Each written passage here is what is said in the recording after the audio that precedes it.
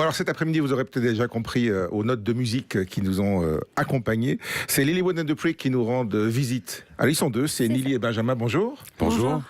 Pour un 5e album, Lise, déjà. Il s'appelle Christina. Ouais. Bon, Christina, c'est quoi le sens caché du titre de l'album ? C'est pas un sens caché, on l'assume totalement. Christina, c'est un petit peu notre alter ego commun. Ah ouais ? C'est la créature qu'on deviendrait si on fusionnait et qu'on n'était qu'une seule personne. D'accord. Et elle ressemble à quoi, Christina ? Alors, déjà, on a essayé de faire un autre personnage dans le clip de Christina, justement.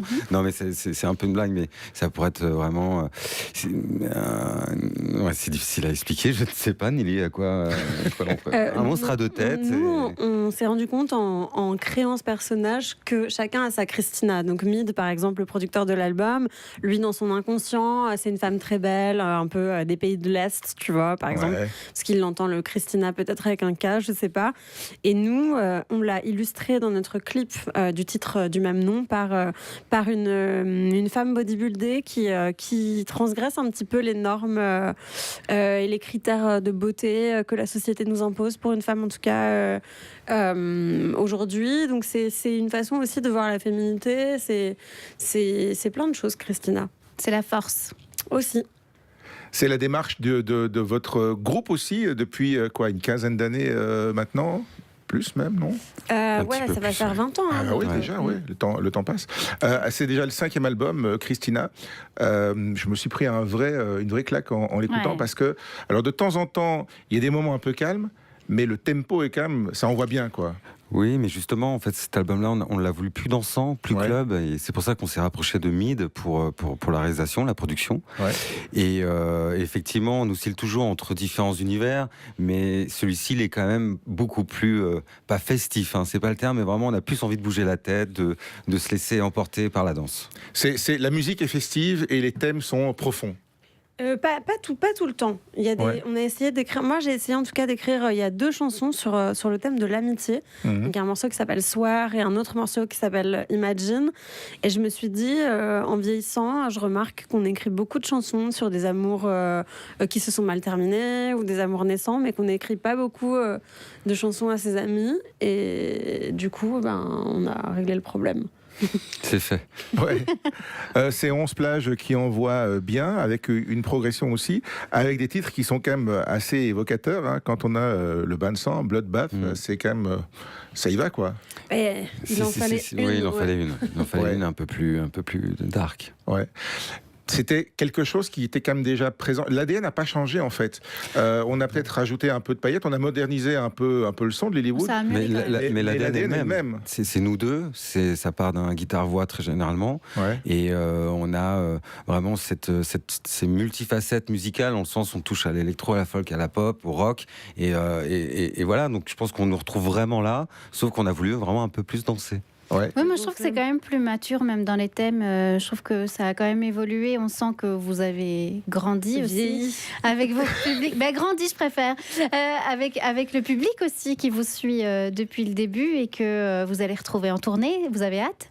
Ouais, on a hyper hâte et on est aussi conscient du challenge qu'on s'impose, puisque on est sur une formule inédite. On a viré tous nos musiciens et on propose quelque chose qui s'apparente plus à une performance qu'à juste un concert, puisqu'on n'est que tous les deux sur scène, que la musique qu'on fait aujourd'hui, elle est plutôt électronique. Elle est beaucoup plus produite, ouais. Et on a du coup réarranger une grande partie de notre répertoire par quelqu'un qui s'appelle Pierre Leroux, qui est issu de la French Touch, d'un groupe qui s'appelle Housse de Raquette. Et pour que les vieux morceaux collent en fait à ce qu'on fait aujourd'hui. Donc ce qu'on propose, c'est Benjamin avec son pédalboard et sa guitare qui fait vraiment une performance de guitariste, mais il y a toute une histoire dans la gestuelle aussi. Il y a une scénographie qui est millimétrée. Moi, j'essaye aussi d'aller dans des espaces où j'ai jamais été, notamment par la danse. Donc, on se dépasse et on veut raconter autre chose. Et on veut surtout ne pas refaire encore une 20e fois la même tournée, puisque je pense qu'on mérite de se mettre en danger et que les gens qui viennent nous voir méritent aussi qu'on prenne des risques. C'est retrouver l'excitation presque à chaque fois, c'est ça aussi le moteur, c'est ce kick. Ouais, forcément, c'est comme dit Nili, de se remettre en danger et du coup ça crée de l'excitation parce qu'il faut se réinventer, il faut trouver une nouvelle façon d'exprimer les mêmes chansons, de s'exprimer soi-même en ayant vécu d'autres choses et non, je pense que vraiment ça va être, comme elle le dit aussi encore une fois, le mot performance. Et avant on performait mais on jouait, là on va aussi performer tout en c'est un niveau supplémentaire de spectacle, quoi, quelque part. Peut-être. Mais vous réinventez, ça sera quoi. évolutif. On sort du cadre du concert traditionnel avec des musiciens, on est ailleurs. Alors Ben a son instrument, moi j'ai le mien, qui sont mes cordes vocales, mais c'est autre chose. Je sais même pas si ça peut se qualifier de concert, en vérité. C'est un spectacle, quoi. Ouais, c'est vraiment. Chacun y trouvera ce qu'il voudra. Il faudra venir aussi en Belgique parce que pour l'instant il n'y a pas encore de date. On attend avec impatience. Nous aussi. C'est marrant parce que cette rencontre de différents styles qui composent votre ADN, c'est quelque chose qu'on avait déjà, qui vous avait permis littéralement d'exploser il y a une dizaine d'années maintenant, je pense. On se souvient du phénomène Prayer in Sea revisité par Robin Schulz. C'était juste un moment, enfin c'était incroyable, quoi. Oui, c'était incroyable, c'est vrai. Après, on n'a pas de recul tout de suite lorsque ça arrive. C'est vrai que c'est maintenant qu'on en prend vraiment conscience. Et le fait qu'on ait, ce côté hybride, parce que là, c'était quelque part malgré nous, parce qu'on l'avait pas sollicité c'est lui qui est venu à nous. Mais sur cet album-là, effectivement, on a voulu collaborer avec plus de personnes, parce que d'habitude, on est vraiment un peu en huis clos. Et on a ouvert un peu nos créations, on s'est laissé apporter des choses aussi. Et je crois que justement, là, il y a vraiment un album pluriculturel, plurimusical, je sais pas comment dire, qui plus riche, voilà, plus riche, et je pense que ça nous fait du bien. Vous disiez au début d'interview, vous avez collaboré avec Mid. Alors, on le connaît parce qu'il est un petit peu présent sur Internet. Il a collaboré avec Squeezie sur Time Time. Enfin, voilà, il y en a beaucoup qui le connaissent grâce à ça. Il a fait deux très bons albums aussi. Oui, il fait de la... En fait, c'est ça. C'est qu'on le connaît presque malheureusement pour ça, alors qu'en fait, c'est un génie de la musique. Enfin, ça, c'est chacun qui dira ce qu'il veut. Mais ça s'est passé comment, cette rencontre? C'est vous qui avez voulu travailler avec lui? C'est lui qui est venu vers vous? En fait, c'est un copain. D'accord. Et nous, je pense qu'on était en train on finissait la tournée de l'album précédent. C'était il y a 3 ans. Et je pense que comme l'album était sorti en plein Covid, que la tournée avait été un petit peu impactée du coup par les jauges, par les masques, etc., on avait vraiment envie d'enchaîner, de commencer à se projeter sur l'album d'après et donc de commencer à réfléchir à une potentielle collaboration. Donc, pardon, c'est hyper long ce que je vous raconte. On a demandé à Mid de venir à la campagne chez moi pour écrire quelques morceaux pour voir si ça le faisait, et ça l'a tellement bien fait qu'on lui a demandé de faire tout l'album. Donc il l'a produit, coécrit avec vous Alors il l'a produit, il a coécrit sur une chanson sur Christina, justement, on l'entend chanter. Ouais. Il a participé à l'écriture de quelques morceaux. Sur aussi, et on a travaillé avec d'autres personnes en plus. Ok.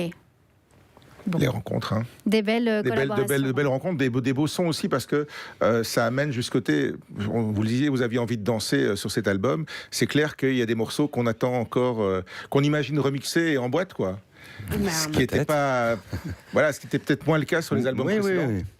Mais je pense que notre parcours nous a permis d'avoir l'ouverture d'esprit de faire cet album aussi. S'il n'y avait pas eu de Prayer in Sea, je ne sais pas si on aurait pu faire la gymnastique intellectuelle de se projeter là-dedans. Donc, tout est bien qui finit bien. Les bases, chacun a sa spécialité entre vous deux. Il y en a un qui est plutôt sur les paroles, l'autre qui est plutôt sur la musique, ou bien vous passez de l'un à l'autre, l'un et l'autre? Oui. Enfin, Nili écrit ses paroles, ses mélodies. Je viens avec mes compos guitare, mes riffs, etc. Après, sur les choix finaux, on dit pas finaux, les choix finaux. On va se partager justement le choix de ce qu'on garde, ce qu'on garde pas, et même avec les autres personnes avec qui on travaille. Ouais. Le fait d'avoir agrandi l'équipe, d'avoir amené des gens de l'extérieur aussi, ça vous a permis vous-même d'avoir un autre regard sur les choses que vous aviez en chantier? Oui, ne serait-ce que juste la capacité de dire ça va enrichir le projet, de faire rentrer d'autres gens. Je trouve que c'est une intelligence qu'on n'a peut-être pas eue par le passé parce qu'on était trop jeunes, et c'est pas facile d'ouvrir la porte de son jardin secret, parce que c'est un jardin secret, la musique. Mais c'est génial de le faire avec des gens bienveillants et d'être ouvert.